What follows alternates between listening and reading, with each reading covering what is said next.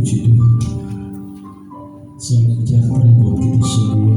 Kita bersyukur kepada Tuhan besar dalam hidup kita.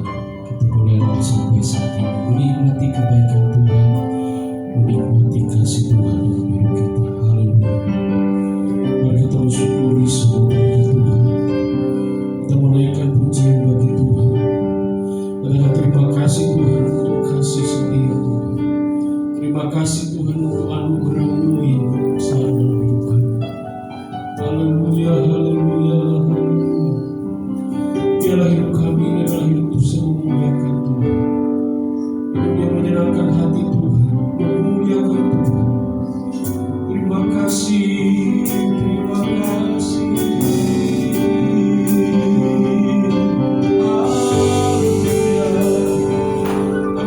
Syukur kami kepada-Mu Tuhan. Kami naikkan syukur kami hanya bagi Tuhan, sebab Engkau baik. Haleluya. Terima kasih Tuhan. Terima kasih. Haleluya. Glory bagi-Mu Tuhan. Terima kasih Tuhan Yesus, kami mengucap syukur kepada Engkau Tuhan. Engkau begitu baik. Engkau yang selalu menjaga dan melindungi kami. Kami berterima kasih pada Engkau Tuhan. Kami bersyukur pada Engkau. Kami kumpul kembali Tuhan di rumah-Mu ini Tuhan. Saatnya kami menyembah Engkau Tuhan Yesus, memuji Engkau dan memuliakan Engkau Tuhan. Engkau jamah kami semua yang ada di sini Tuhan. Urapi kami semua dengan kuasa Roh-Mu Tuhan Yesus. Biarlah setiap pujian-pujian penyembahan kami selalu berkenan di hadapan-Mu Tuhan dan menyenangkan hati-Mu Tuhan Yesus. Engkau pimpin ibadah kami ini Tuhan, dari permulaan hingga selesai Tuhan. Pengurapan-Mu selalu terjadi bagi kami Tuhan. Terima kasih Tuhan, terima kasih Bapa di surga, terima kasih Bapa yang ada di surga. Bagi anak-Mu yang mungkin dalam perjalanan Kau hantarkan mereka sampai ini dengan selamat dan tak kekurangan satu apapun Tuhan, sehingga mereka akan bersama-sama kami memuji dan memuliakan nama-Mu Tuhan Yesus. Terima kasih Tuhan, terima kasih. Kami akan mulai ibadah kami ini Tuhan, dan kami alaskan di dalam nama Tuhan Yesus Kristus. Haleluya. Terima kasih Tuhan. Kami percaya kami sudah dikuasai oleh Roh Kudus. Hari yang bersuka cita bagi kami, hari yang sangat kemenangan dalam hidup kami. Karena kuasa-Mu Roh Kudus sudah dicurahkan atas hidup kami.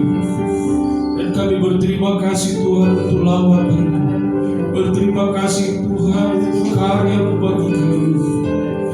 Roh Kudus mengubahkan setiap hidup kami. Roh Kudus memperbaharui setiap hidup kami. Haleluya.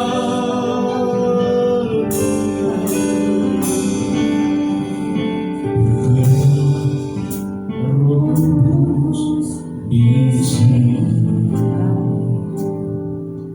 berkaryalah dengan kuasa-Mu. Berkaryalah Roh Kudus di sini. Berkaryalah dengan kuasa-Mu.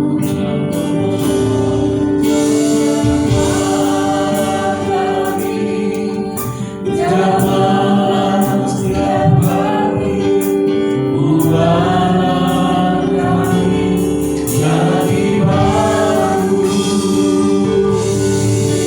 Ubahlah kami Bapa, ubahlah kami Bapa, jadikan kami sesuai dengan firman-Mu. Ubahlah kami Bapa, bertukar kami Bapa, jadikan kami sama seperti Yesus. Berkaryalah Roh Kudus, berkaryalah Roh Kudus.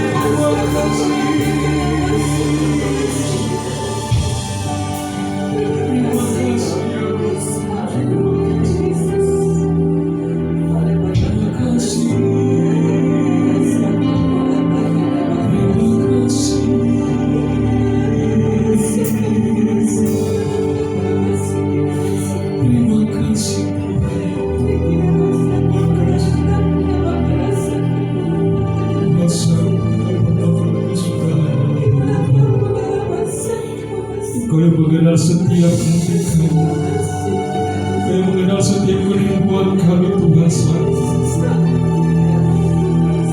biar Roh Kudus dicurahkan dalam hidup kami, memenuhi setiap hidup kami Tuhan.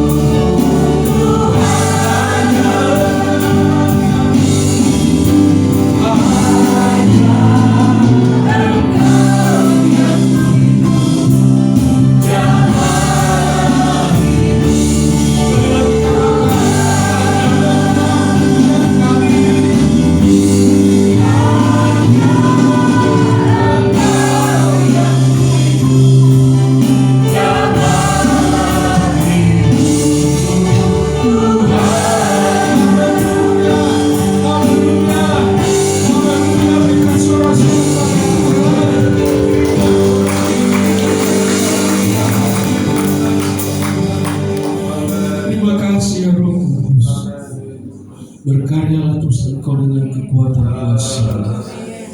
Dan kami tahu kekuatan Roh Kudus-Mu itu yang akan terus menuntun hidup kami berjalan di dalam dunia ini menuju kepada kebenaran. Terima kasih Bapa Surgawi, terima kasih Tuhan. Kami akan lebih lagi memuji Tuhan. meninggikan Engkau, mengagungkan Engkau. Dalam nama Tuhan Yesus Kristus yang siap lebih memuji Tuhan, katakan bersama-sama, amin. Haleluya, haleluya, haleluya. Langsung ya, sorakan haleluya untuk Tuhan. Haleluya, haleluya, puji Tuhan, haleluya, puji Tuhan. Amin. Biarlah Roh Allah, Roh Kudus terus menyertai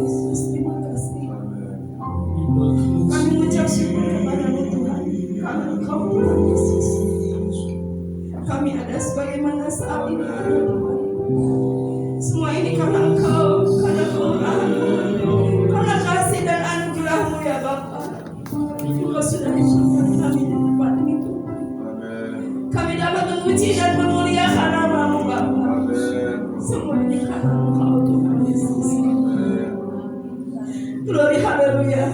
Roh Kudus, terima kasih Roh Kudus, Engkau hadir di tempat ini.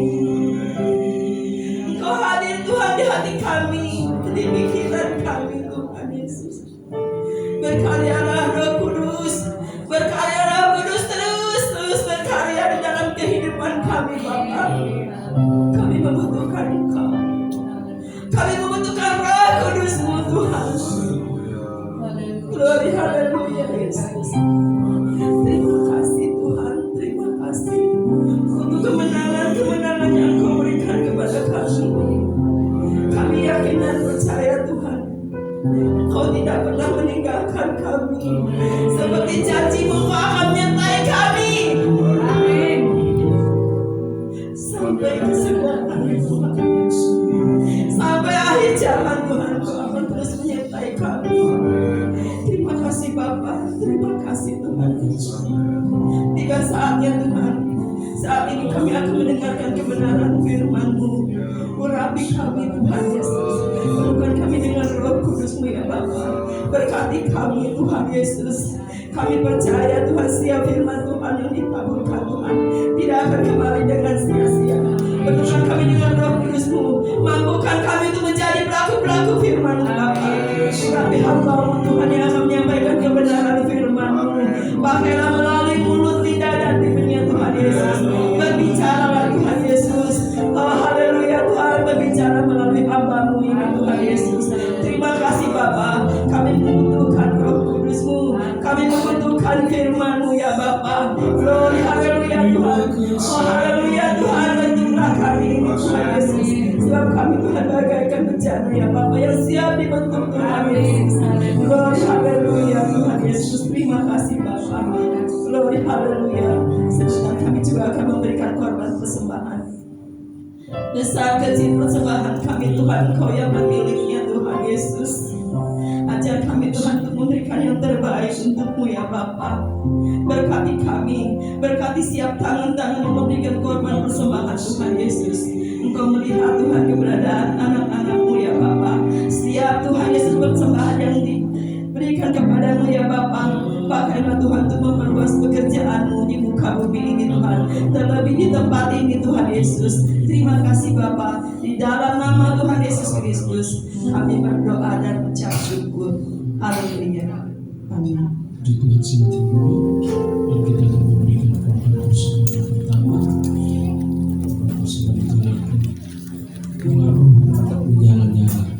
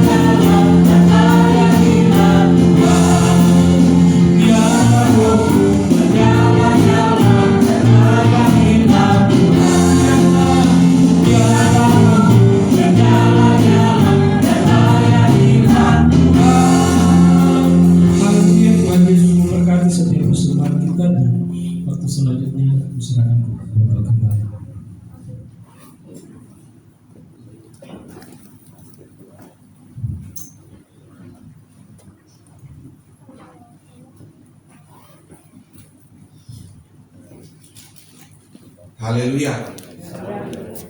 Salam sejahtera dalam kasih Tuhan kita Yesus Kristus. Saudara, kita ada di hari di mana kita memperingati hari ini disebut hari Pentakosta.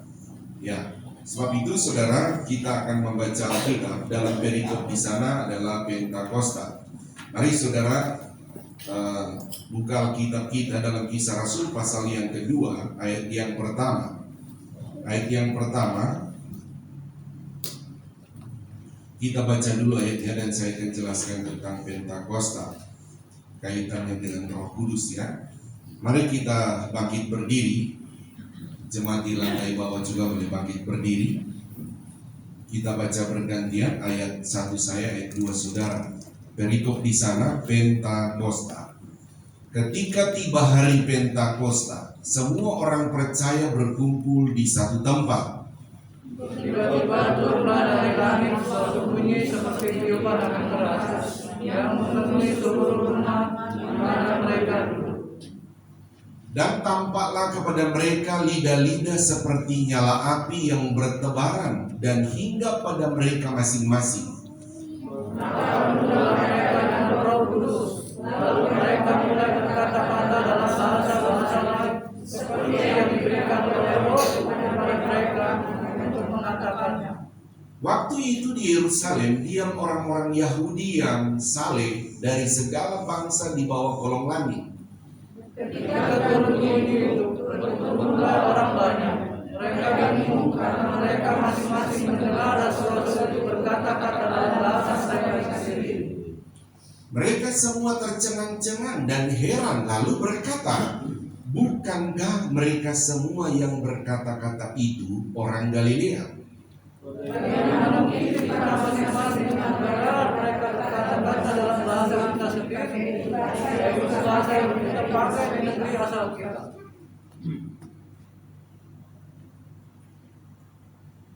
Ini ya, maksud saya supaya saudara paham ya, nanti mereka ini adalah orang Yahudi yang ada tinggal di Pergia, Media, Elam, gitu ya.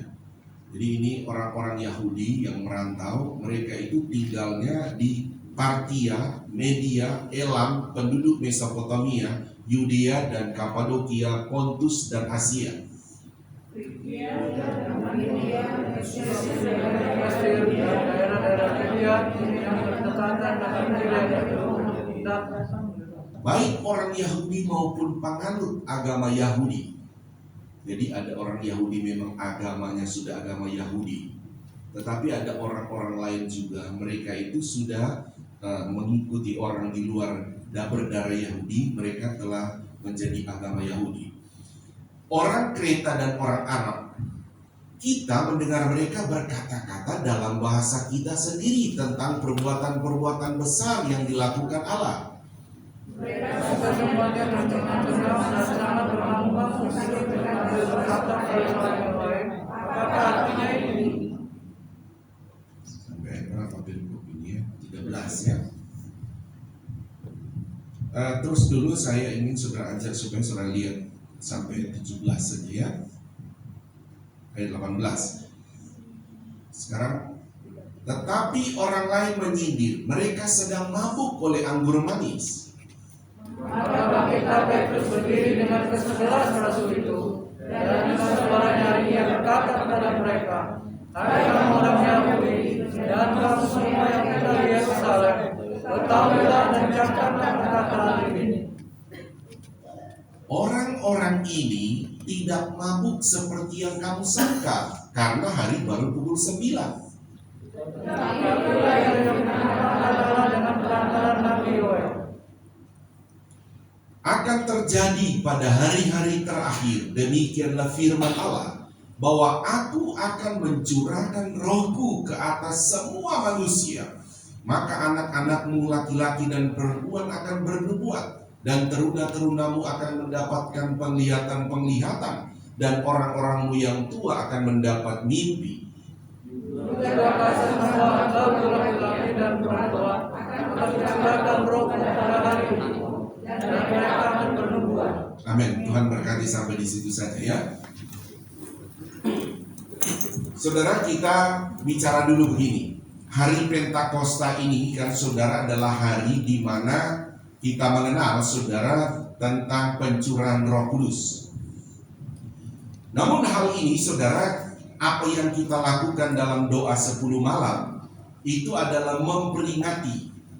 Bukan berarti Roh Kudus baru dicurahkan pada hari Pentakosta sekarang kita memperingati, tapi sudah dicurahkan 2000 tahun lalu. Jadi kita juga sekarang ini hari Minggu ini kan kita sedang memperingati tentang hari Pentakosta.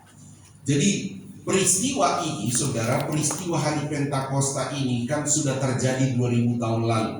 Ya 2000 tahun lalu. Tetapi saudara, orang Kristen ini khususnya di akhir zaman ini saudara, banyak yang mempraktekkan saudara doa 10 malam itu adalah di kalangan Pantekosta, khususnya di GPDI. Jadi bukan berarti Roh Kudus baru dicurahkan pada doa 10 malam atau hari Pentakosta, tidak. Tetapi ini sesuatu yang sangat penting bagi organisasi GPDI untuk membawa jemaat untuk terus diarahkan mengingat tentang karya-karya Roh Kudus. Karena gereja sudah dimulai saudara karena karya Roh Kudus 2000 tahun lalu. Sehingga melalui doa 10 malam dan memperingati Pentakosta ini sebetulnya juga adalah satu nilai-nilai bagi organisasi untuk supaya GPDI terus saudara membawa jemaat dalam doa 10 malam. Selain juga membawa supaya jemaat jadi paham, jadi ngerti kenapa ada doa 10 malam. Yang saya sudah katakan lalu bahwa itu kan kita ketika Tuhan Yesus mau naik ke sorga, dia berkata begini, bahwa kamu jangan pulang dulu ke Galilea, kan mereka orang-orang Galilea yang datang ke Yerusalem.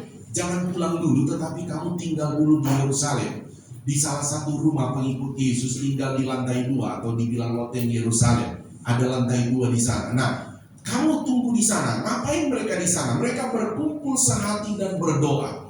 Jadi setiap hari mereka ada doa di sana. Hari pertama, hari kedua. Memang mereka tidak tahu saudara, ayat yang kita baca tadi dalam Kisah Rasul pasal 2 ayat 17, 18 itu kan ayat nubuatan dalam kitab Yoel saudara. Jadi mereka memikirkan kapan Roh Kudus dicurahkan. Mereka tidak tahu. Nah, dan mereka berdoa menanti selama 10 hari dan ternyata sampai di hari ke-50 saudara dari hitung kebangkitan Yesus kalau bangsa Israel dihitung dari Paskah. Hari ke-50 itu ternyata Roh Kudus turun bagi mereka yang kita sudah baca tadi. Nah saudara, jadi sekali lagi dalam penyampaian saya ini untuk saudara memahami bahwa doa 10 malam bagi kita bukanlah menanti Roh Kudus turun, bukan. Kita sedang memperingati tentang bagaimana para rasul pada waktu itu berdoa 10 malam dan hari Pentakosta itu Roh Kudus dicurahkan. Itu ya saudara. Dan di dalam kita memperingati, saya percaya banyak orang yang mengalami pengalaman dengan Tuhan. Kita di dalam saudara doa 10 malam, saya sudah menyampaikan dari minggu sampai doa 10 malam. Kita akan masuk begini saudara, bahwa Roh Kudus saya bilang tadi kita akan bicara kaitan dengan Pentakosta. Pertama kita bahas begini, kan Roh Kudus ini adalah pribadi Allah. Dia adalah pribadi Allah. Yang disebut pribadi adalah bisa bicara, bisa merasakan, bisa komunikasi. Tetapi pribadi ini adalah pribadi roh, begitu ya. Pribadi roh. Nah, itu sudah kita bahas lalu, saudara. Nah, pribadi roh Allah ini, saudara, di mana dikatakan, saudara, bahwa dijanjikan oleh Tuhan Yesus, di mana Dia akan turun dan akan tinggal kepada orang-orang percaya pada waktu itu. Nah, saya akan bawa begini dulu, saudara. Sebelum saudara melihat tentang karya Roh Kudus dalam Kisah Rasul pasal 2 tadi, bagaimana dia turun di hari Pentakosta, saya bawa dulu saudara tentang hari Pentakosta ya. Hari Pentakosta ini saudara adalah hari yang disebut itu hari ke-50. Jadi 50 sebetulnya di Pentakosta. Ya, artinya 50. Jadi orang Israel ini punya perayaan namanya Pentakosta. Jadi orang Israel kan lebih dulu punya agama Yahudi mereka daripada kita ya. Nah, dihitunglah mereka dari Paskah. Dari Paskah itu sampai ke Pentakosta itu 50 hari. Nah, kita menghitungnya saudara dari Paskah tapi kematian kebangkitan Yesus ya. begini, atau sorry saya ulang, bahwa acuan daripada orang Yahudi merayakan Pentakosta ini, saudara, adalah memperingati turunnya hukum Taurat di Gunung Sinai. Jadi peristiwa itu mereka peringati terus.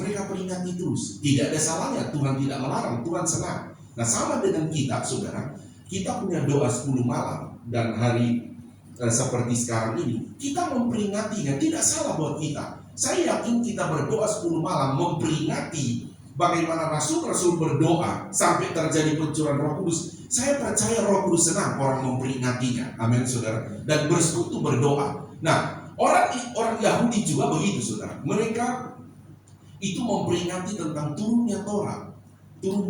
Saudara, dari waktu Musa naik ke Gunung Sinai kan Tuhan berikan 10 hukum Taurat. Dan setelah itu mereka peringatinya dengan menyebutnya Pentakosta. Mereka melakukan hari Pentakosta itu bersamaan dengan saudara, penuaian gandum bagi mereka. Jadi mereka sedang memperingatinya dengan bersukacita karena ada panen-panen gandum. Nah, saya balik lagi, saudara, ke Pentakosta. Jadi Pentakosta ini pertama adalah perayaan agama Yahudi. Nah, setelah itu, saudara, orang-orang pengikut Yesus ini setelah Yesus sudah naik ke sorga, kan latar belakang mereka agama Yahudi juga, orang-orang agama Yahudi. Jadi mereka juga, saudara, ada ikut di perayaan Paskah. Mereka juga tergabung dalam perayaan Pentakosta Yahudi. Tetapi ketika dalam perayaan Pentakosta Yahudi ini, saudara, mereka sedang menanti berdoa selama 10 hari itu, dan hari ke-50, persis di hari ke-50 perayaan Pentakosta Yahudi, Roh Kudus turun di sana, memenuhi orang-orang percaya. Nah, sehingga kita kembali ke Pentakosta dulu ya, saudara. Sehingga kita, penyebutan Pentakosta pun dalam perayaan ini sama dengan orang Yahudi, hanya acuannya berbeda. Acuannya kita adalah turunnya Roh Kudus kepada orang percaya pada waktu Pentakosta Yahudi terjadi. Sehingga, saudara, berjalannya waktu, saudara, akhirnya orang percaya, saudara, dari mula-mula itu memperingati turunnya Roh Kudus. Mereka menyebut Pentakosta juga. Jadi sudah bisa paham ya, kalau orang Yahudi memperingati Pentakosta, acuannya turunnya apa, saudara? Hukum Taurat di Gunung Sinai, kan begitu. Jadi mereka peringati setiap tahun, mereka peringati itu. Kalau kita, saudara, sebutannya sama, Pentakosta, hari ke-50 sama, tetapi acuannya kepada siapa? Turunnya apa? Roh Kudus. Sama penyebutan di dua agama berbeda, tetapi acuannya yang berbeda. Saya bisa paham ya sampai di sana. Nah, setelah saudara memahami, saudara, bahwa ada sedikit tentu saudara harus pahami, saudara, tentang Pentakosta. Dan mungkin saudara berpikir, kenapa gereja kita menulisnya Pantekosta? Kan begitu, saudara. Kita kan gereja Pantekosta di Indonesia. Kalau dalam bahasa Yunani memang penulisannya memang Pentakosta, saudara. Pentakosta. Ya. Tentu saudara ada sejarahnya. Saudara harus melihat dalam sejarah bahwa Pentakosta itu, saudara, pada waktu saudara, GPDI, waktu itu kan belum jadi GPDI karena kan Indonesia belum merdeka pada waktu itu. Jadi gereja Pantekosta ini, kita ini, saudara, kan dibawa oleh orang Belanda yang tinggal dari Amerika. Mereka menjadi misionaris, disuruh oleh Roh Kudus, saudara. Ketika mereka mau berangkat ke Indonesia ini, mereka kan tidak punya uang. Terus ada seorang ibu itu, dia sakit, dia sakit itu, dan itu harus pakai untuk biaya operasi. Dan bagaimana ibu ini, saudara, dia mendengar suami istri ini pengen datang di Indonesia ini untuk beritakan Injil, dan singkat kata uang itu harusnya buat operasi, dia kasih buat mereka untuk berangkat datang ke Indonesia. Dan orang itu, singkat kata, dia bersaksi tidak jadi operasi dan sembuh total penyakitnya. Begitu. Jadi dia tidak dioperasi karena dia kasih uangnya untuk gereja pada waktu itu, dan gereja itu memberikan uang itu kepada misionaris ini, dan mereka datang. Nah, ketika mereka datang, saudara, ke Indonesia ini, tentu menggunakan ada Alkitab, saudara, yang sudah beredar di Indonesia. Mereka tidak bisa kan, saudara, untuk menjangkau orang Indonesia yang tidak mengerti bahasa Inggris, saudara, dari Amerika ini datang ini, mereka mau pakai bahasa Inggris nggak bisa, saudara. Jadi misionaris ini tentu mereka harus cari tahu Alkitab apa yang kalian ngerti di sini. Nah, Alkitab apa? Oh, di sini ada Alkitab yang sudah diterjemahkan ke bahasa Indonesia. Jadi mau tidak mau mereka belajar bahasa Indonesia, mereka pakai penterjemah. Terus singkat kata begini, saudara. Alkitab yang digunakan namanya Alkitab yang diterjemahkan. Jadi Alkitab kita itu begini, saudara, ditulis dalam 3 bahasa ya aslinya. Alkitab Perjanjian Lama ditulis dengan bahasa Yunani dan sedikit ada bahasa Arami, dan Perjanjian Baru ditulis dengan bahasa Yunani. Nah, saudara, penulisan ini tidak boleh berubah. Itu terus, saudara. Penulisan awal. Nah, setelah penulisan awal itu, saudara, Alkitab itu diterjemahkan. Jadi cara menerjemahkan semua dari bahasa aslinya Yunani, Ibrani dan Yunani, Arami, baru diterjemahkan ke Inggris, diterjemahkan ke Indonesia, diterjemahkan ke Arab, semua bahasa diterjemahkan. Jadi sumbernya harus tetap bahasanya Yunani, Ibrani, Arami. Nah itu saudara paham. Nah salah satu terjemahan saudara adalah terjemahan ke bahasa Indonesia, saudara, namanya Alkitab, disebutnya Klinker ya, saudara boleh ketik di sana. Nah Alkitab itulah yang dipakai pada waktu itu. Ketika mereka datang ke Indonesia, pakailah Alkitab itu punya yang sudah diterjemahkan. Itu penulisannya, saudara, mereka tidak menulis Alkitab yang Klinker ini, saudara. Sudah ada Alkitab yang diterjemahkan dari Ibrani, Yunani, saudara, diterjemahkan ke bahasa Indonesia di tahun 1800-an. Nah itu dari Inggris dia, Klinker itu sudah menerjemahkannya. Nah, dari Belanda ya, menerjemahkannya. Dan saudara, penerjemah itu dia menulis bukan Pentakosta tetapi Pantekosta. Nah itu berkaitan dengan sejarah. Nah sehingga saudara, tentu gereja kita pada waktu itu menggunakan itu. Pada waktu mendaftarkan, saudara, mendaftarkan ke badan hukum pada waktu itu, lebih dulu Belanda ya, Belanda dulu baru Jepang ya.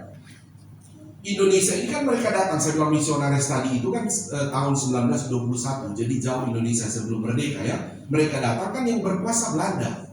Nah pada waktu mau memiliki legalitas hukum, Belanda minta kamu pakai Alkitab mana? Nah begitu. Nah Alkitab Klinker ini salah satu Alkitab yang didukung oleh Belanda pada waktu itu. Secara politik bagaimana kita bisa masuk? Bagaimana dapat perlindungan hukum? Pakailah Alkitab Belanda ini. Kami pakai ini. Mereka senang. Nah gitu saudara. Oh boleh. Ini Alkitab yang kami setujui beredar. Nah gitu saudara. Beredar. Nah sehingga saudara masuklah di sana, saudara, menulis gereja itu memang saya lupa lagi. Memang saya juga tidak ngerti bahasa Belanda. Jadi pakai namanya juga masih Belanda, tapi menulisnya itu Pantekosta. Nah dari situ, dari sisi sejarah, saudara, jadi makanya kita, saudara, dari situ 1921 secara legal gereja kita ini sudah diberikan surat oleh Belanda pada waktu itu yang menguasai Indonesia. Nah setelah itu lagi makanya kita punya punya 3 badan hukum, saudara, dari Belanda. Setelah Jepang berkuasa dialihkan lagi, minta surat izin lagi, Jepang keluarkan lagi. Setelah Jepang sudah keluarkan, saudara, Jepang akhirnya dikalahkan oleh Indonesia, urus lagi kepada Indonesia, keluarkan lagi badan hukum. Jadi begitu sejarahnya, saudara, gereja Pantekosta di Indonesia ini. Nah, tetapi saudara, gereja Pantekosta ini, kalau itu kan nama organisasi, nama legalnya, gereja Pantekosta. Tetapi kalau kita mau menjelaskan tentang firman Allah, tentu kita akan menjelaskannya, menyebutnya tentang Pentakosta. Karena dalam penulisan Yunaninya memang menggunakan Pentakosta. Tapi saudara jangan merasa begini, salah berarti kita. Tidak salah, saudara. Tidak salah, karena memang badan hukumnya kita gunakan Alkitab ini. Orang tidak boleh menghapus sejarah. Justru kita GPDI sedang mengingatkan, sejarahnya di Indonesia dulu masuknya Alkitab seperti ini. Ya oke, saudara tidak boleh terganggu dengan itu. Dan lebih baik lagi buat saya sekarang, apalagi sekarang ada namanya aliran Pentakostalisme, menyebutnya Pentakostalisme. Nah itu juga mereka adalah aliran yang dimana mereka hanya mempercayai pribadi Allah hanya satu. Ya, bagaimana tentang Bapa dan Anak dan Roh Kudus, mereka hanya melihat itu adalah satu saudara, hanya saudara, satu pribadi, tetapi tetapi 3 manifestasi saja. Begitu saudara. Seandainya 3 peran lah saudara. Seandainya seperti saya di gereja sebagai gembala sidang, di rumah sebagai orang tua daripada Vivol File atau suami daripada gembala. Nanti juga di kampus saya itu sebagai dosen, tapi pribadinya satu saja, tapi 3 peran yang berbeda. Nah itu Pentakosta, kita menyebutnya Pentakostalisme. Jadi makanya saya bilang ada baiknya juga kita akhirnya kita berkata kami ini bukan Pentakosta, tapi ini Pantekosta. Nah gereja lain ketika mendengar oh Pantekosta, ya sudah tahu. Sekalipun mereka bilang kamu tuh, kadang-kadang orang berkata begini, kamu itu salah loh, bukan Pentakosta. Nah saya pasti orang itu yang biasanya buti itu pasti dia nggak tahu sejarah. Tapi kalau ada orang bilang ke saya bilang kamu tahu sejarah nggak? Kamu tahu Alkitab kan? Nggak tahu. Nah itu dia. Coba kamu baca dulu. Ketika baca, oh begitu ya, belum tahu saya kayak gitu. Nah tentu jemaat juga pasti banyak belum tahu bagaimana latar belakangnya. Kenapa gereja GPDI ini menggunakan Pantekosta bukan Pentakosta? Jadi ada sejarahnya. Ya baik ditinjau dari sejarah politik, saudara. Ditinjau juga dari sejarah waktu, ya karena waktu itu adalah Alkitab itu yang beredar, dan secara politik ya Belanda itu yang berkuasa dan Alkitab itu mereka yang terjemahkan. Nah itulah saudara. Oke, sampai situ saja saya menjelaskan tentang Pentakosta dalam konteks kita kenapa menggunakan Pantekosta bukan Pentakosta itu dari sisi sejarahnya ya. Nah oke, saya balik menjelaskan tentang Pentakosta dalam konteks di mana saudara kaitan dengan Roh Kudus ini.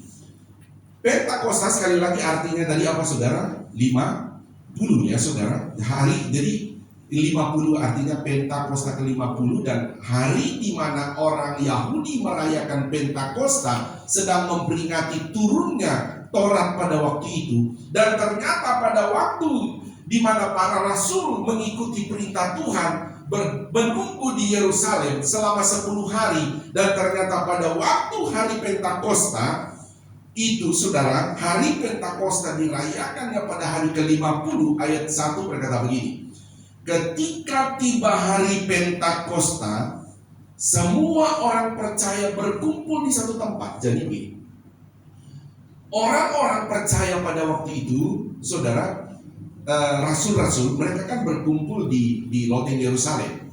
Nah kedua saudara, orang-orang juga yang percaya dalam agama Yahudi mereka juga berkumpul di Yerusalem karena ini perayaan besar. Pentakosta itu adalah perayaan kedua terbesar bagi orang Yahudi. Ya, pertama itu Paskah, baru kedua itu Pentakosta. Kalau kita saudara kalau merayakan keagamaan kita paling apa sudah besar saudara merayakannya di hari apa? Ya Natal saudara. Natal. Ya. Kalau kita di kelahirannya. Yang lainnya tidak, tapi sebetulnya saudara nilai-nilainya sama, tidak ada bedanya. Hanya kitanya saja saudara yang meresponinya berbeda. Seharusnya tidak boleh saudara, harus sama kalau mau merayakan. Nah, tapi itulah manusia, orang Yahudi juga begitu saudara. Itu bagi mereka kewajiban bagi mereka. Mau mereka itu tinggal di daerah manapun seperti tadi. Apakah mereka tinggal di Partia, Media, di Elam, Mesopotamia, di Arab, di Mesir, Kapadokia, di mana saja yang secara teks tadi ditulis. Mereka akan pulang saudara. Dimanapun mereka berada mereka pulang. Dan rata-rata saudara ketika hari Pentakosta itu kan kota saudara, Yerusalem ini jatuh kota. Mereka tinggal di pinggir kota, rumah mereka tinggal di pinggir kota, atau mereka sewa penginapan atau hotel. Itu ada satu hari itu saudara, pas hari Pentakosta mereka keluar semua dan datang di situ saudara. Datang ke Yerusalem di Bait Allah situ. Ya. Nah saudara, dikatakan saudara ketika mereka berkumpul di satu tempat itu, coba ayat 2. Jadi baik para rasul yang sudah berkumpul di situ di loteng Yerusalem itu, dan juga banyak orang-orang Yahudi yang orang percaya sudah berkumpul di situ saudara, karena ini kota dekat Bait Allah soalnya ini saudara. Ayat 2 kita baca, 1, 2, 3. Tiba-tiba turunlah dari langit suatu bunyi seperti tiupan angin keras yang memenuhi seluruh rumah di mana mereka duduk. Jadi saudara, para rasul ini, orang percaya ini, memenuhi salah satu rumah itu. Jadi mereka duduk di sana. Jadi ternyata mereka duduk menyembah Tuhan, yang itu sudah menyembah haleluya gitu ya. Menyembah Tuhan. Mereka juga tidak tahu, tetapi ternyata dari langit tiba-tiba turun dengan suatu bunyi. Mungkin saya tahu bunyinya bagaimana, tapi pasti bunyi berbeda. Ada satu bunyi yang terjadi pada waktu itu. Ada maksud Tuhan tentu ya, membuat mungkin kan bukan cuma mereka, orang-orang sekitar mendengar ini bunyi apa ini? Bunyi apa ini? Sehingga mereka akan fokuskan diri, oh bunyinya berasal dari rumah itu. Semua terfokus ke sana. Coba ayat 3, saudara. Ayat 3. Baca lagi, 2, 3. Dan tampaklah kepada mereka lidah-lidah seperti nyala api yang bertebaran dan hingga pada mereka masing-masing. Pertama ada bunyi. Pasti kan menarik perhatian kan, saudara-saudara kan begitu juga ya. Ada bunyi di atas yang biasanya tidak ada, tahu-tahu bunyi. Apa itu bunyi apa? Tahu-tahu saudara bisa lihat. Itu kok ada seperti lidah-lidah api. Saudara pernah lihat lidah-lidah api nggak? Pernah kan kalau ada api unggun, ada lidah-lidah api di atasnya kan? Di atasnya gitu. Tuh begitu. Tapi bukan api, tapi seperti dikatakan, seperti nyala api. Lidah-lidah seperti nyala api. Jadi begitu, turun menghinggapi mereka masing-masing itu. Ya, ayat selanjutnya, saudara. Ayat 4, baca lagi, 1, 2, 3. Maka penuhlah mereka dengan Roh Kudus. Lalu mereka mulai berkata-kata dalam bahasa-bahasa lain, seperti yang diberikan oleh Roh itu kepada mereka untuk mengatakannya. Nah, saudara, kalau saudara lihat ini, bagaimana tadi kan saya sudah jelaskan tentang Pentakosta ya, saudara, latar belakangnya, arti Pentakosta ke-50. Dan sekarang kita lihat Roh Kudus terjadi pada waktu perayaan Pentakosta itu. Saudara, di mana ketika dia turun seperti lidah api itu, turun dalam pribadi-pribadi itu, saudara, mereka itu tahu-tahu berkata-kata dengan bahasa-bahasa. Ingat, dalam peristiwa ini adalah bahasa yang dimengerti. Makanya kita cara Roh Kudus ketika dia memenuhi dan dia mau berkarya kepada pribadi orang percaya, ada dua memang kita pahami. Satu bahasa yang dimengerti, satu adalah bahasa yang tidak dimengerti. Ya, glosolalia bahasa Yunani kami bilangnya begitu, saudara ya. Jadi ada bahasa yang dimengerti. Nah, dalam peristiwa Pentakosta ini adalah bahasa yang dimengerti. Coba ayat yang kelima. Waktu itu di Yerusalem diam orang-orang Yahudi yang saleh dari segala bangsa di bawah kolong langit. Ayat 6. Ketika turun bunyi itu, berkerumun orang banyak. Mereka bingung karena mereka masing-masing mendengar rasul-rasul itu berkata-kata dalam bahasa mereka sendiri. Jadi bunyi tadi dan lidah-lidah api mempengaruhi orang-orang yang datang dari luar kota itu fokus di tempat itu. Nah, sehingga mereka berkata, kenapa mereka itu berkata-kata dalam bahasa mereka? Jadi orang-orang Partia Media Elam tadi, coba mundur ke ayat, maju ke ayat 7, 8. Nah, ini ayat 7, enggak apa-apa tuh. Ya, ini kan yang berkata-kata, mereka bilang, mereka itu orang Galilea. Mereka itu tidak merantau ke daerah kita. Ayat 8. Nah, bagaimana mungkin kita masing-masing mendengar mereka berkata-kata dalam bahasa kita sendiri? Kan begitu. Dari bahasa yang mereka pakai itu adalah dari asal kita. Asal mereka dari mana tadi? Nah ini, mereka dari mana? Partia, Media, Elam, penduduk Mesopotamia, Yudea dan Kapodeka, Pontus dan Asia, Firgia, Pamfilia, Mesir, dan daerah Libya, Kirene, dan pendatang dari Roma. Terus ada lagi dari Arab. Mereka bukan Yahudi, mereka berkata orang Kreta, orang Arab, saudara, yang dilakukan oleh Allah. Sampai di situ ya. Jadi ketika para rasul ini dipenuhi oleh Roh Kudus turun di sana, mempengaruhi orang-orang tadi dari negara-negara lain, yang orang-orang Yahudi itu yang merantau itu pulang, kan mereka punya bahasa masing-masing. Kalau merantau, saudara, seperti saya dari Manado merantau ke Jakarta, saya sudah punya dialek sendiri, begitu saudara. Saudara dari sini merantau ke Jawa, saudara pasti akan ngerti bahasa Jawa karena gitu. Nah, dan begitu banyak bahasa. Nah, ini bahasa-bahasa negara lain, saudara. Orang-orang Yahudi merantau itu jadi ngerti bahasa-bahasa di mana mereka merantau kan. Ketika mereka pulang, saudara, ini orang Galilea yang tidak merantau, ini para rasul, mereka hanya ngerti bahasa Yunani dan bahasa Ibrani pada waktu itu. Kok mereka kaget?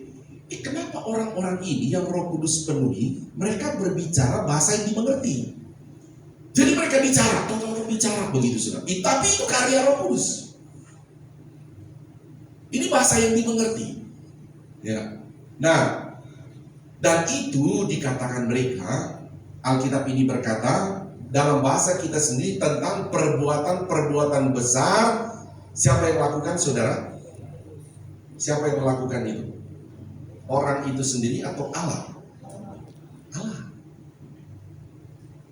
Makanya kita ini, saudara, ada ketika kita ada yang di dalam persekutuan kita masih percaya, saudara, bagaimana Roh Kudus memenuhi orang percaya. Kita kenal dengan kitab Gereja Pantekosta ini, gereja dikenal dengan gereja Roh Kudus. Kalau orang itu ada Roh Kudus, tetapi dia akan memberikan karunia.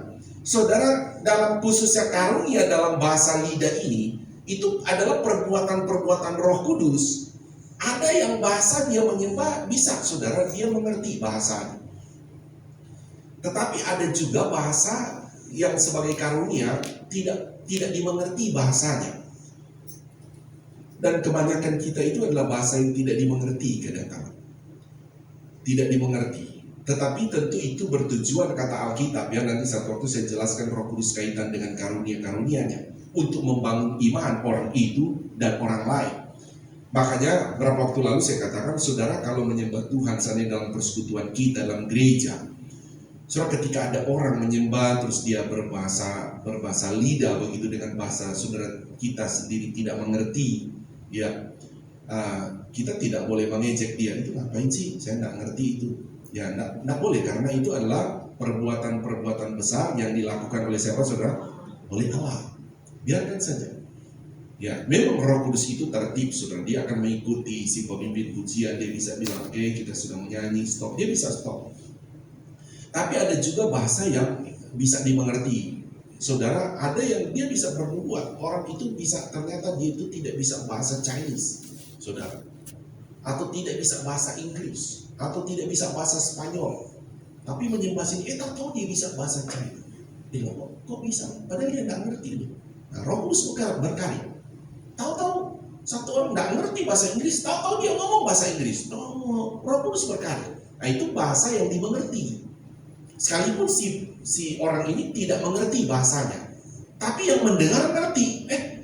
Seperti tadi dalam Kisah Rasul pasal 2, itu orang nggak ngerti bahasa Kapadokia, dia tidak ngerti bahasa Elam, dia tidak ngerti loh bahasa Arab, atau dia tidak mengerti dengan bahasa Partia, Elam.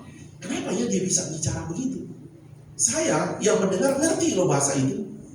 Nah, terus yang lain kan sedikit mengejek kan begitu. Itu mereka itu orang mabuk gitu, kan begitu. Itu orang mabuk gitu. Memang saudara, kalau Pantekosta ini, kalau Roh Kudus bekerja, ya kan orang yang luar yang tidak mempercayai apa kata firman Allah tentang perbuatan besar Allah, mereka kan kadang-kadang diejek Pantekosta, kan gitu saudara. Diejek. Itu apa? Gereja, entah gereja sesat atau gereja bala-bala gitu kan, macam-macam lah saudara. Tapi satu hal bagi kita, ya sudahlah, di Alkitab pun sudah tercatat pada waktu awal saja, memang mereka mengejek. Ayat berapa tadi itu sudah? Mereka mabuk itu. Ayat coba selanjutnya. Ayat selanjutnya dari ini. Ayat berapa itu? 13. Apa artinya 14? 13 tadi. Nah ini coba kita baca 1, 2, 3. Tetapi orang lain menyindir. Mereka apa? Sedang mabuk oleh anggur manis. Mereka mabuk itu. Nah makanya saudara, tentu saudara tidak boleh tentu terjadi bagi saudara yang sudah ada dalam gereja Pantekosta ini, tidak boleh. Ya anggaplah mereka yang berkata itu memang tidak ngerti. Memang Tuhan tidak kasihkan mereka karunia itu. Kan begitu. Saudara juga tidak usah marah. Tapi saudara yang sudah paham tidak boleh mengejek. Amin saudara ya.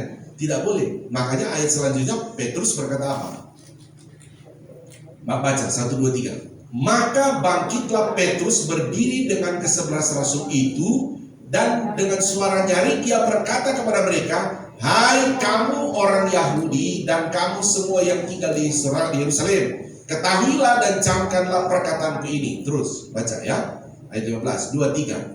Orang-orang ini tidak mabuk seperti yang kamu sangka, karena hari baru pukul 9. Ayat terus selanjutnya.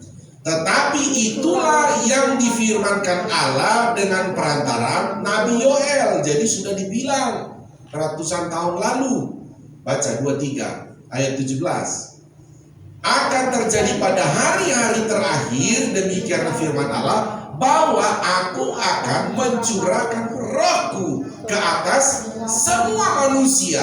Maka anak-anakmu laki-laki dan perempuan akan bernubuat, dan teruna-terunamu akan mendapat penglihatan, dan orang-orangmu yang tua akan mendapat mimpi. Oke, tahan dulu ayat ini. Saya bawanya memang saudara fokus di sini.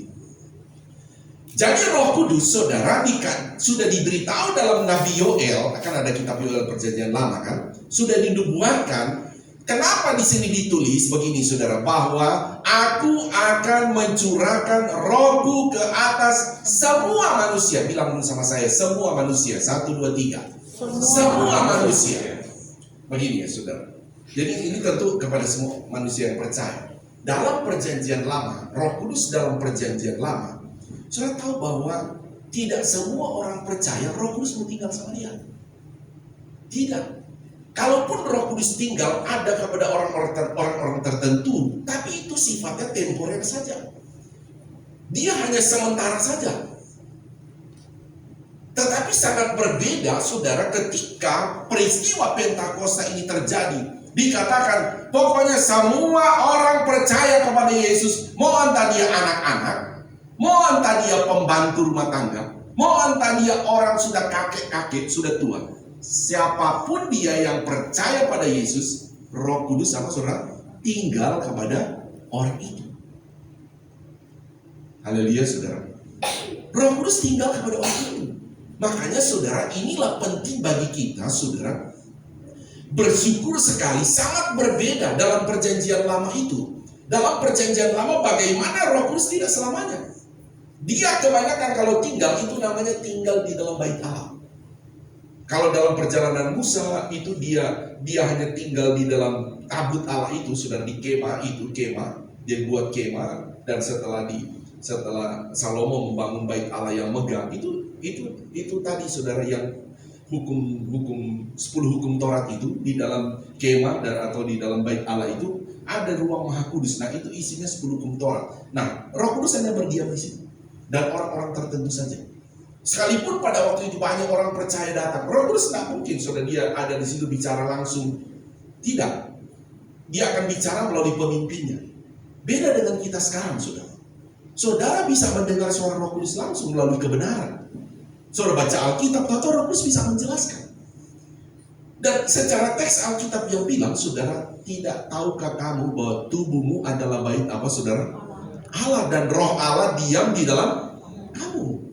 Amin. Nah, itu terjadi 2000-an tahun lalu, saudara. Mulai dari peristiwa ini.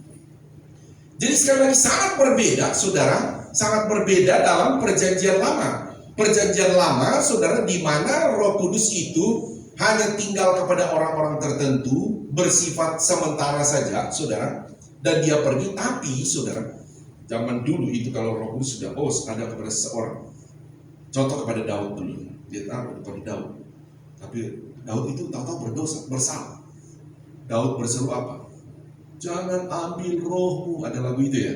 Jangan ambil rohmu. Ada kan lagu?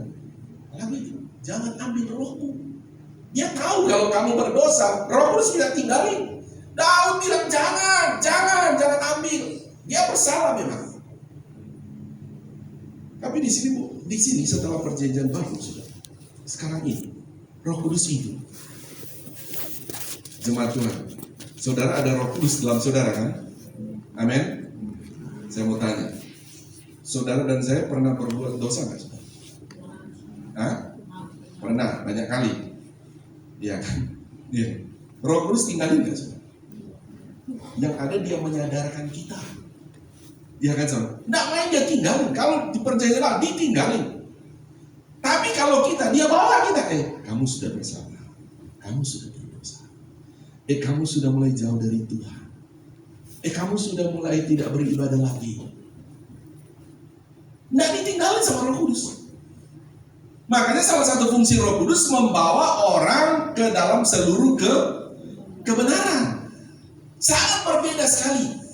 Jadi itulah saudara, di mana pribadi Roh Kudus, yang di mana kita memperingati sekarang tentang Pentakosta ini, saudara, adalah membawa kita untuk mengingat 2000 tahun lalu Roh Kudus sudah dinyatakan. Kenapa di Perjanjian Lama tidak dinyatakan? Di Perjanjian Lama dinyatakan, tapi dia tidak bersifat saudara, tidak bersifat permanen untuk ada di salah satu pribadi. Tidak. Nanti setelah penebusan Yesus Kristus dan Roh Kudus dicurahkan, setiap orang percaya, dibilang tadi, semua manusia, aku akan mencurahkan ke atas semua manusia. Ini semua manusia adalah kepada semua yang percaya kepada Yesus. Makanya saudara, entah saudara anak kecil, saudara punya anak, saudara anak remaja, pemuda, saudara sudah menikah, sudah emak engkong, opa-oma, engkau adalah orang percaya kepada Yesus. Di dalammu ada Roh Kudus. Di dalam saudara dan saya ada Roh Kudus. Haleluya, saudara. Makanya kita, saudara, dalam memperingati hari Pentakosta ini, sekali lagi saya mengingatkan saudara, semua kita memperingati. Dari awal saya sudah bilang, kita memperingati kenaikan Yesus, kita peringati doa 10 malam atas perintah Tuhan kepada para rasul, kita peringati juga doa 10 malam. Pentakosta ini kita peringati juga. Saudara, tujuan semua memperingati untuk kita tidak boleh lepas, saudara, dengan karya-karya Tuhan di masa lalu, karya-karya Roh Kudus, dan tujuannya tentu untuk supaya iman kita terus bertumbuh. Dan lebih daripada itu, saudara, sekali lagi penting, begitu penting untuk Roh Kudus dalam hidup kita. Saudara dan saya tidak lagi sulit untuk menemukan Tuhan di mana saja. Makanya di dalam Yohanes pasal 4, ketika orang-orang Israel yang terbagi dua ini antara Yehuda dan Samaria, saudara, mereka berdoa. Orang Yehuda berdoa mengarah kiblatnya ke Yerusalem, orang Samaria berdoa kiblatnya ke saudara, ke bait Allah mereka di saya lupa gunungnya itu, saudara. Tuhan Yesus tegur mereka, ada satu waktu nanti kamu tidak menyembah lagi dengan mengarah kemana, arah ke Yerusalem atau ke bait Allah kamu di Samaria. Tidak lagi, Tuhan bilang, karena kamu akan menyembah dalam roh dan kebenaran. Maksudnya apa? Saudara mau di mana saja saudara boleh berdoa, karena ada Roh Kudus. Saudara di mobil, saudara bisa dilawat oleh Tuhan, bisa. Di motor bisa menyembah Tuhan, kan? Bisa. Tidak perlu mau tunggu hadap kemana. Kalau ada orang lain mau berdoa, cari dulu mana kiblatnya. Bawa motor sama mau lihat kiblat, ya kecelakaan. Tapi kita begitu merdeka karena ada Roh Kudus. Hadap kemana saja tidak peduli, saudara. Kadang-kadang saudara sudah capek saja, saudara berdoa kepada Tuhan, hadap kemana, saudara? Ke langit. Iya kan, saudara?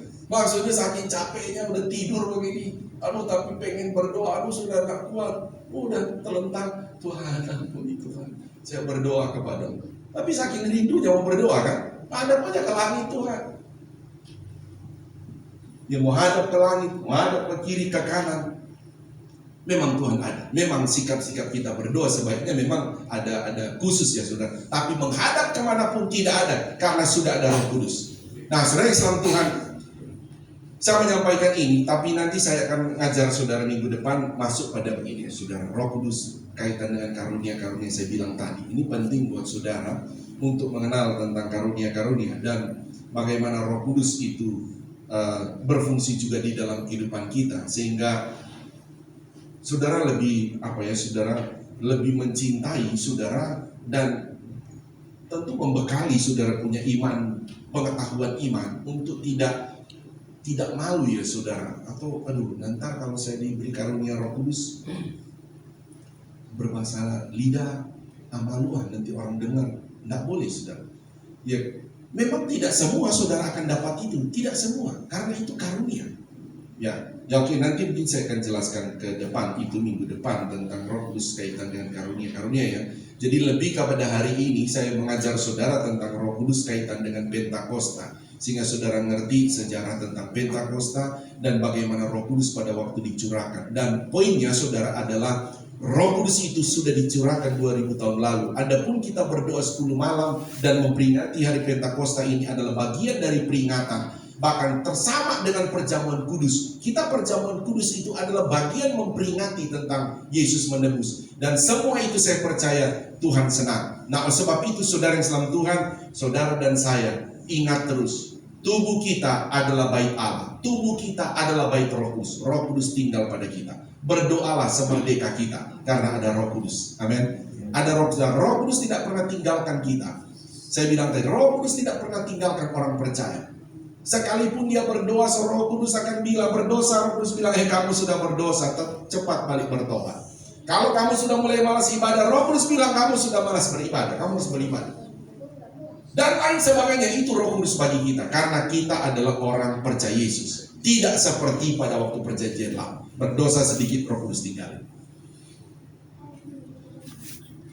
Ya, oke, saudara, nanti minggu depan saya akan ngajar saudara tentang Roh Kudus kaitan dengan karunia, dan juga saya masukkan nanti ke depan kaitannya dengan penulisan Alkitab, supaya saudara juga memahami Alkitab kita ditulis kayak gimana ya. Nah, ini penting buat saudara, bagian pertumbuhan iman bagi kita ya. Mari kita bangkit berdiri.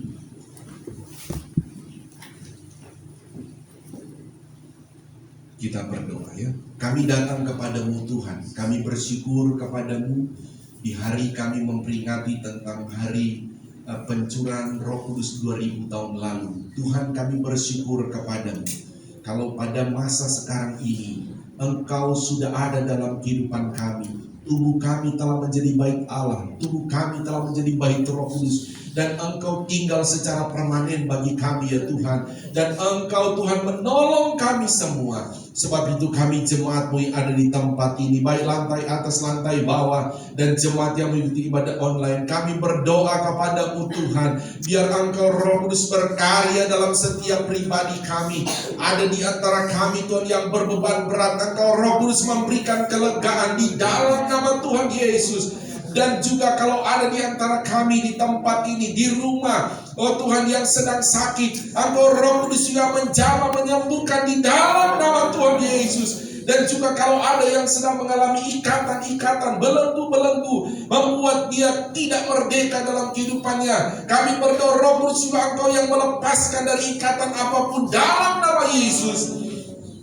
Kalau ada di antara kami pun sedang berjalan dalam dosa, mari Engkau Roh Kudus mencelikan kami, mengingatkan kami untuk kembali berjalan dalam kebenaran firman-Mu.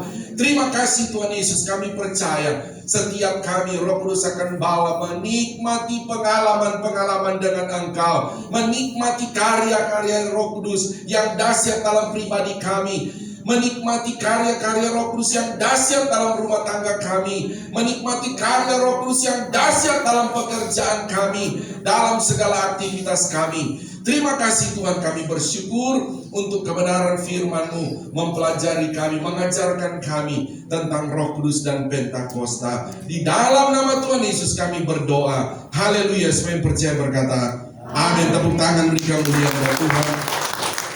Tuhan berkati kita. Silakan duduk, saya serahkan kepada yang bertugas.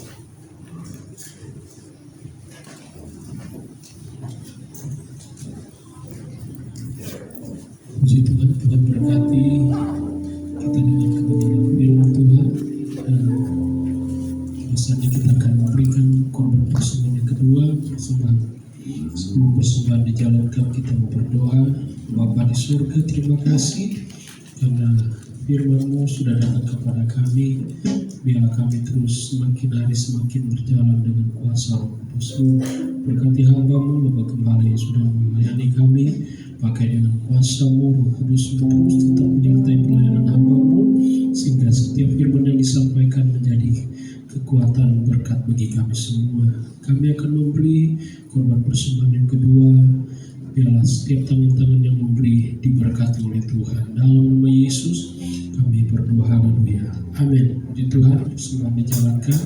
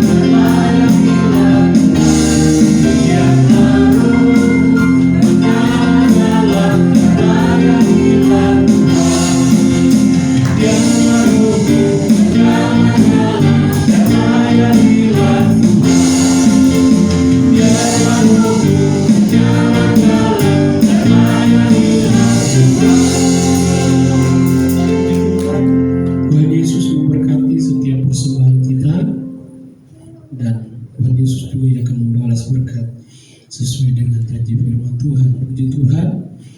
Pertama-tama terima kasih kepada Bapak Gembala yang sudah melayani kita dengan kebenaran firman Tuhan. Terus kita berdoa biar Tuhan pakai terus lebih lagi dengan pengurapan-pengurapan yang baru dari Roh Kudus, sehingga firman Tuhan terus disampaikan kepada kita umat Tuhan.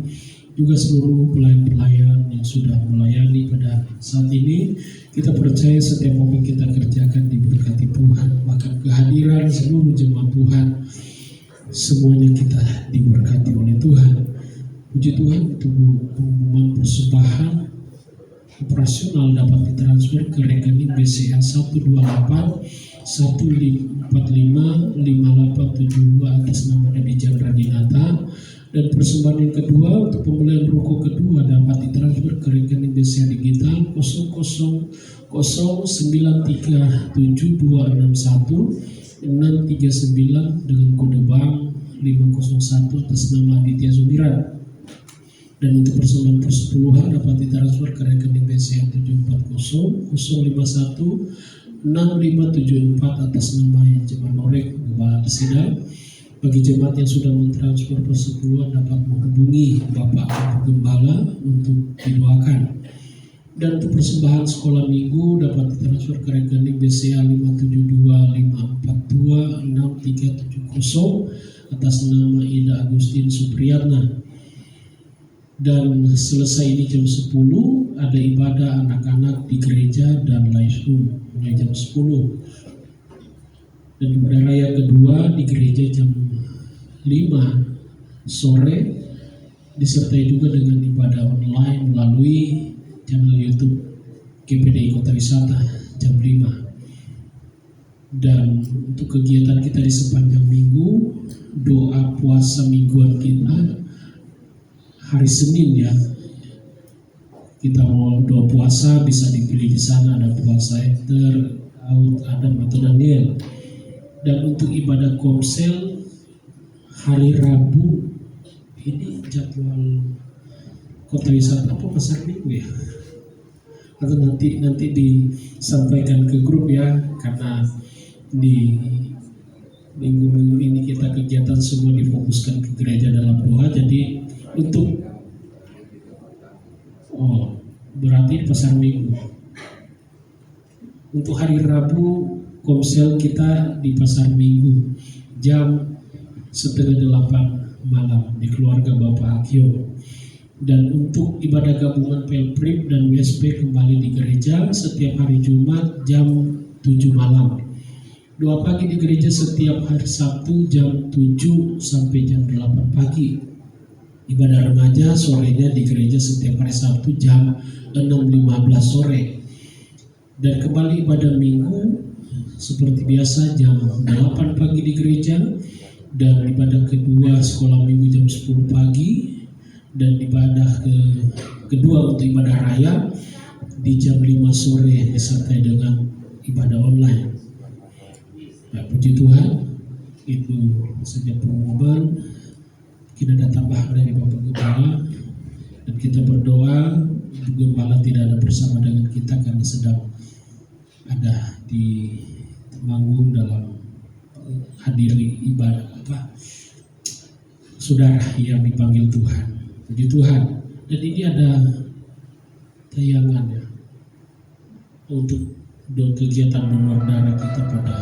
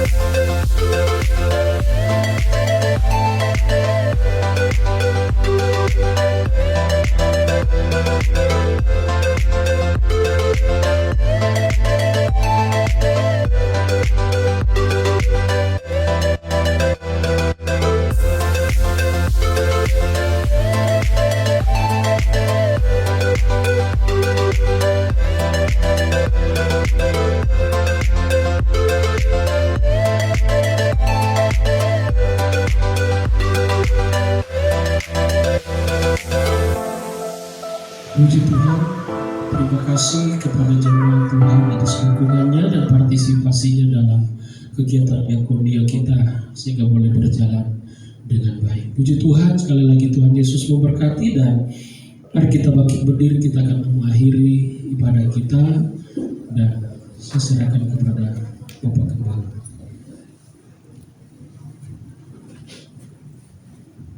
Kita juga doakan saudara, nanti orang tua dari Bapak Apin Bulia tadi pagi telepon saya pas bangun pagi katanya sudah tidak sadar, jadi kita doakan apa penyebab tidak sadarnya, biar Tuhan bekerja ya.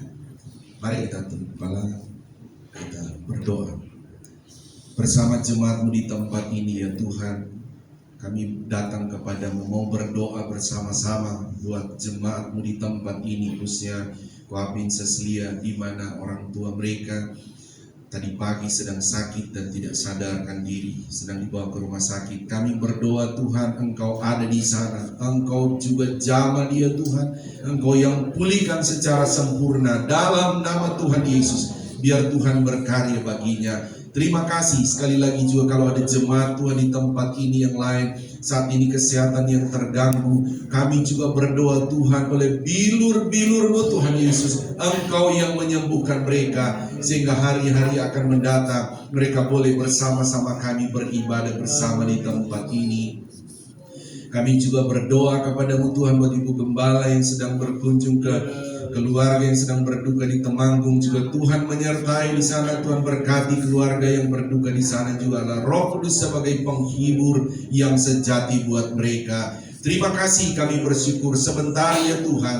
Kami jemaat-Mu akan tinggalkan tempat ini, kembali beraktivitas di dalam rumah tangga, dalam pekerjaan, pendidikan atau aktivitas pelayanan sepanjang minggu ini. Roh Kudus mengurapi kami semua, Roh Kudus memenuhi kami dengan segala otoritas-Mu, sehingga Tuhan segala aktivitas pekerjaan kami Engkau buat berhasil, Engkau buat beruntung, karena kedaulatan otoritas-Mu menjadi bagian kami. Terima kasih Tuhan Yesus, terpujilah nama-Mu. Kami bersyukur untuk ibadah saat ini ya Tuhan, dan kami mengakhiri ibadah ini dan kami mau terima berkat daripada-Mu. Mari angkat kedua belah tangan kita.